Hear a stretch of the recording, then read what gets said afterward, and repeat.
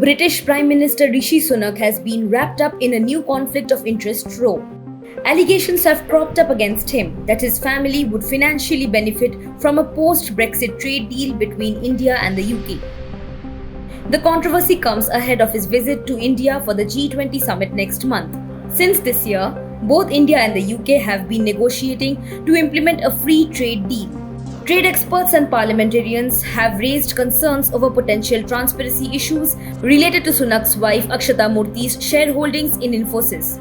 Infosys is a Bengaluru-based IT company founded by her father N.R. Narayana Murthy. In May, Infosys was valued at about $63 billion. According to reports, most of the enormous wealth accumulated by Sunak and his wife comes from this IT firm. As per reports, Infosys has had contracts with the UK government and companies there. Reports said that the company is keen to improve access to the European country for its thousands of contract workers through changes in the UK visa regime. For the proposed trade deal, granting visas to workers in sectors such as IT and artificial intelligence is a key Indian demand in talks over the pact. The UK, on the other hand, wants a slash in high tariffs on Indian goods exports, including cars and Scotch whisky.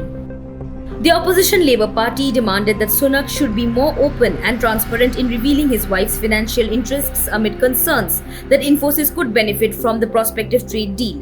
One expert said that the British Prime Minister should recuse himself from the trade talks altogether. Given the sensitivities over the trade negotiations, the UK Foreign Office has warned the committee against conducting a trip to India this autumn to examine potential issues related to the agreement.